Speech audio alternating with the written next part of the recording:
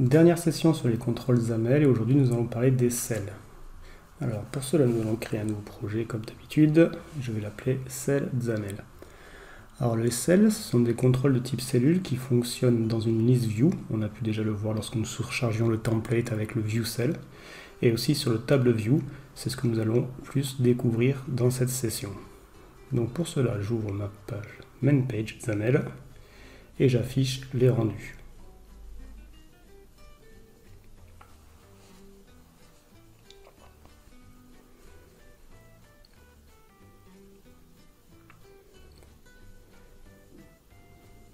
Je vais supprimer le label et afficher donc le nouveau contrôle table view.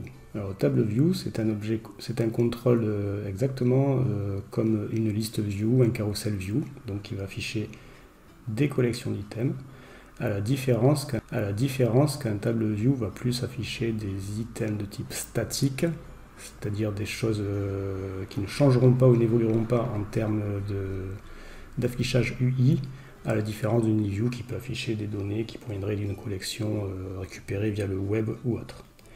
Alors, la table view contient un élément de type table root qui contiendra des tables sections. Le table view a une propriété intent qui permet de typer graphiquement l'objet. Nous le verrons dans quelques instants sur la partie iOS. Donc, je vais créer une nouvelle table section en lui mettant un titre pour avoir le rendu. Voilà, donc nous avons la section partage qui apparaît sous Android et sur iOS. Et ensuite, dans une table section, je peux y mettre tous les objets de type cell, à savoir par exemple le switch cell. Donc je vais rajouter un texte, par exemple j'ai sur Facebook. Donc le switch cell, c'est un objet de type switch, comme nous avons vu dans les précédentes sessions, sauf qu'il est vraiment typé pour l'objet table view ou list view. À la différence d'un switch, il accepte un titre. Voilà, je peux rajouter d'autres switch cells, par exemple sur Twitter, partagés sur Twitter et sur Instagram. Donc voilà, vous avez le rendu graphique qui s'affiche en temps réel qui vous permet de voir comment cela se représente. Nous pourrions très bien créer une nouvelle table section, c'est ce que nous allons faire de suite pour voir comment cela apparaît. Je supprime les switch cells et je vais changer mon title.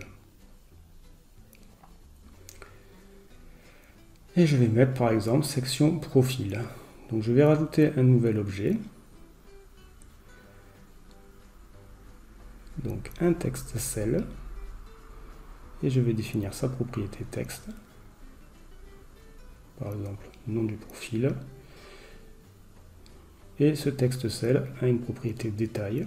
Et je vais mettre mon prénom et mon nom.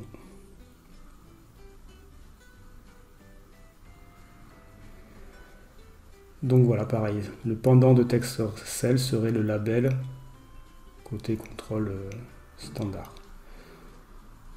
La différence du texte cell par rapport au label, c'est qu'il accepte une propriété de type texte et une propriété de détail.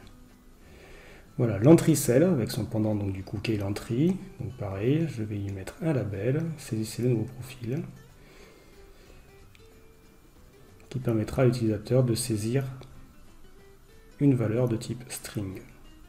Donc je vais simuler cette valeur directement en y mettant dans l'attribut, dans la propriété texte, par exemple un prénom, Stéphanie. Et voilà, vous avez donc du coup notre entry cell qui apparaît sur le rendu.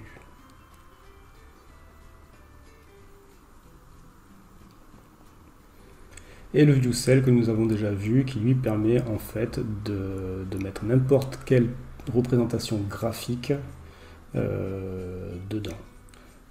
Ça pourrait être des grilles, des stack layout, un bouton, etc., etc. Donc voilà, je pense que vous avez compris le principe. Ce qu'il faut retenir en fait, c'est que les contrôles de type table view est surtout orienté pour créer des pages de type paramètres, setup, etc., etc. Donc là pour l'exemple de mon view cell, je vais lui mettre une box view de couleur rouge. Je lui mets une taille par défaut. Et voilà.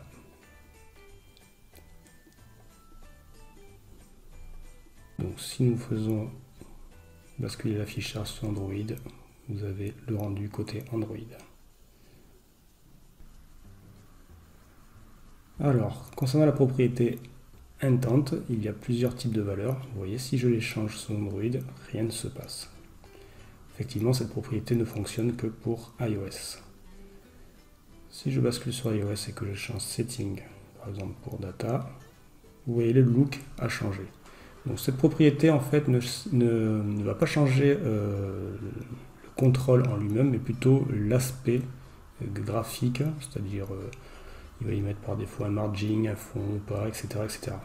C'est un petit peu comme si vous aviez une voiture avec un certain moteur et certaines puissances. Cela n'affectera pas du tout le type de voiture, le modèle de voiture, mais plutôt la couleur. Vous pouvez avoir la même voiture, mais en rouge, en jaune, en vert, en bleu.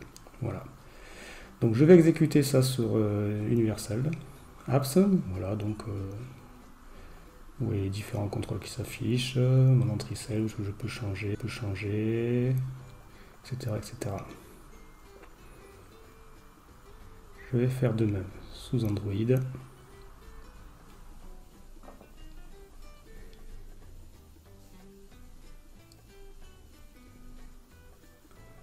Donc voilà, sous Android,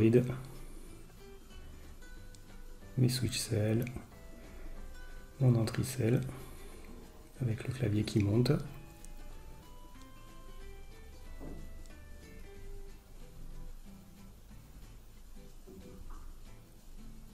Et enfin, sous iOS, je sélectionne mon iPhone 8 Plus.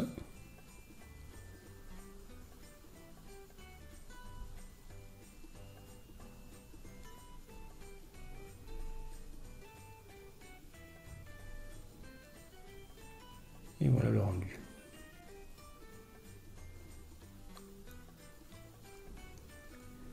Alors, il existe une dernière propriété de type cell qui est l'image cell, en fait, qui permet d'avoir une image, un petit peu comme notre contrôle image. La différence, c'est que celui-là possède deux propriétés qui sont le texte et le détail, un petit peu comme le text cell, en plus de la source d'image. Donc je vais créer une image avec un texte, belle image, et en détail, super belle image.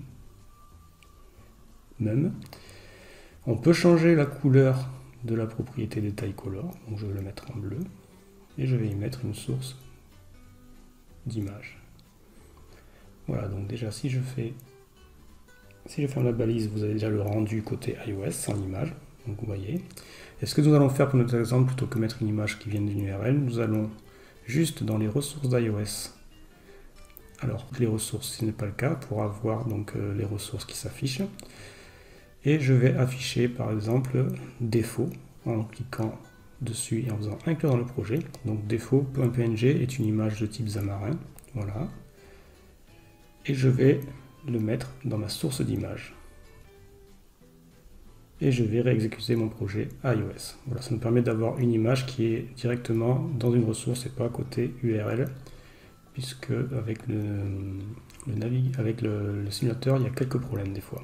Et voilà, donc ça affiche ma belle image avec l'image source. Voilà, nous avons vu donc les objets de type cell qui s'appliquent donc sur de la table view qui provient lui-même d'un contrôle de type collection.